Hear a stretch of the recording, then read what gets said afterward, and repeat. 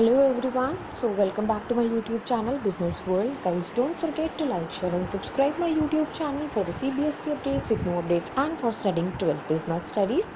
Yes guys, अपने channel पर मैं आप लोगों को बता रही हूँ कि कैसे आपको 12th क्लास बिजनेस स्टडी का प्रोजेक्ट बनाना है and more over I am also discussing the 12th class business study CBSE sample question paper which is released by them for the session 2022-2023. So guys, don't forget to subscribe. One channel, बहुत सारे advantages.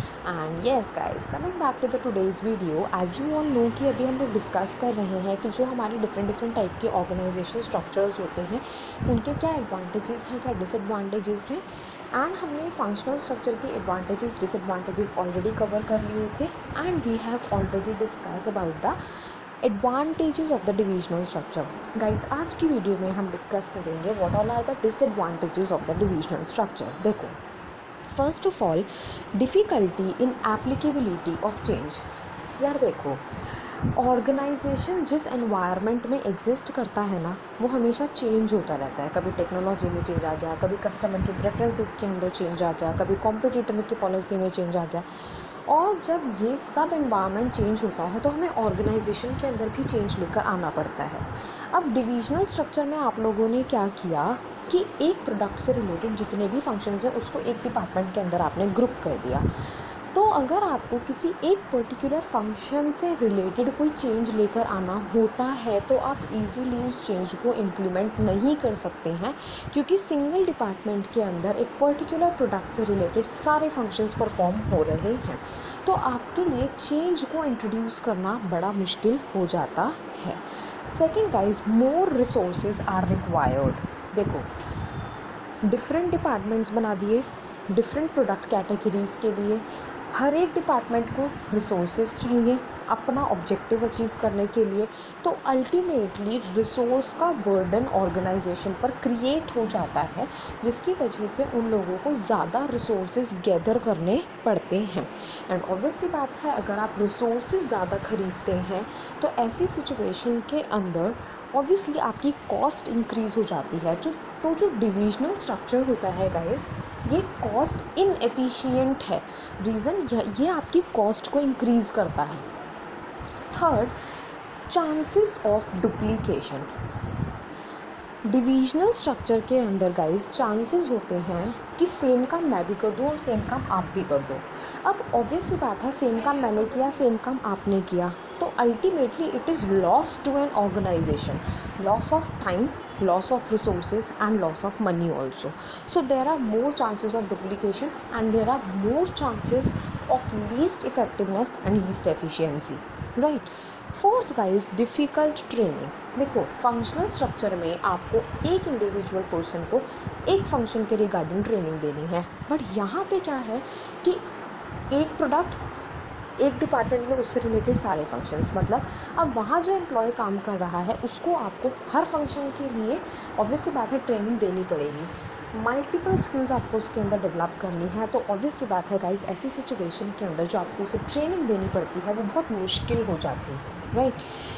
Fifth हमारे पास आता है difficult to maintain control. देखो, आपने क्या किया कि एक प्रोडक्ट के रिगार्डिंग जितने भी फंक्शंस थे वो सब एक कैटेगरी में डाल दिए, एक डिपार्टमेंट में डाल दिए, ठीक है.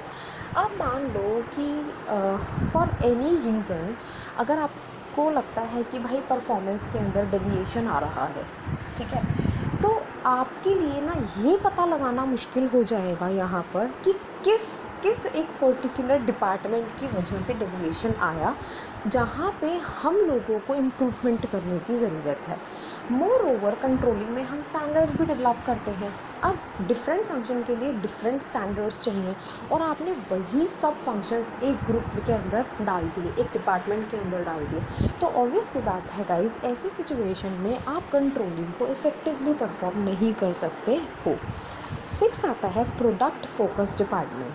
देखो, ये क्या है, हर डिपार्टमेंट अपने प्रोडक्ट पे फोकस करता है, उसको दूसरे डिपार्टमेंट के प्रोडक्ट से कोई लेना देना नहीं होता है, जिसकी वजह से वो सिर्फ़ और सिर्फ ना प्रोडक्ट फोकस्ड डिपार्टमेंट बन जाते हैं और कोऑर्डिनेशन जो होता है दूसरे डिपार्टमेंट्स के साथ वो नहीं करते हैं.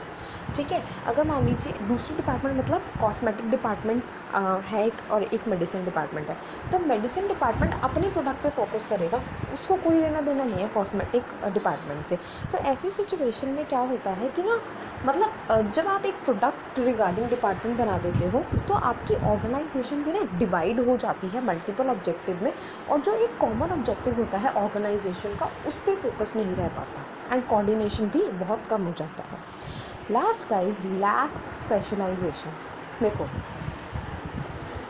मैं बिज़नेस स्टडी पढ़ाती हूँ, ठीक है, आज भी पढ़ाई, कल भी पढ़ाई, परसों भी पढ़ाई, उससे अगले दिन भी पढ़ाई, 10 साल तक वही पढ़ाती रही। तो ऑब्वियस सी बात है कि मैं स्पेशलाइज हो जाऊँगी उस सब्जेक्ट के अंदर। आप मेरे से जो पूछोगे मैं वो बताऊँगी, मुझे भी 50 चीज़ के बारे में पता लग जाएगा। बट आज मैं इकोनॉमिक्स पढ़ाऊँ, कल मैं बिज़नेस स्टडीज़ पढ़ाऊँ, परसों मैं अकाउंट्स, फिर मैं हिंदी भी पढ़ा दूँ, मैं इंग्लिश भी पढ़ा दूँ, तो होगा क्या? ऑब्वियस सी बात है, मैं किसी भी सब्जेक्ट के अंदर अपना स्पेशलाइजेशन बिल्डअप नहीं कर पाऊँगी। एंड सेम सिचुएशन होती है गाइज एम्प्लॉयज़ की डिविजनल स्ट्रक्चर के अंदर। डिविजनल स्ट्रक्चर जब हम करते हैं तो उसमें एक एम्प्लॉय को हम स्विच करते रहते हैं एक फंक्शन से दूसरे फंक्शन को परफॉर्म करने के लिए। अब ऐसी सिचुएशन में होता क्या है, ऐसी सिचुएशन में होता ये है कि कोई एक इंडिविजुअल एम्प्लॉय जो है वो एक पर्टिकुलर टास्क के अंदर स्पेशलाइज नहीं हो पाता बिकॉज ऑफ दैट स्विच। ठीक है गाइज, सो होपफुली आपको जितने भी डिसएडवांटेजेस हैं ये क्लियर हो गए होंगे। कोई भी डाउट हो कमेंट बॉक्स में लिख दिया करो यार, मैं वहाँ पे क्लियर कर दूँगी, कोई प्रॉब्लम नहीं है। And yes, after some time, not some time, after few hours I will upload a video of the CBSE sample question paper, ठीक है, जिसमें मैं नेक्स्ट क्वेश्चन डिस्कस करूँगी। I think we have done till 13-14 या पता नहीं शायद 15 तक हम लोगों ने कर लिए थे। जो भी नेक्स्ट क्वेश्चन होगा वो मैं डिस्कस करूँगी। सो बाय बाय एवरीवन।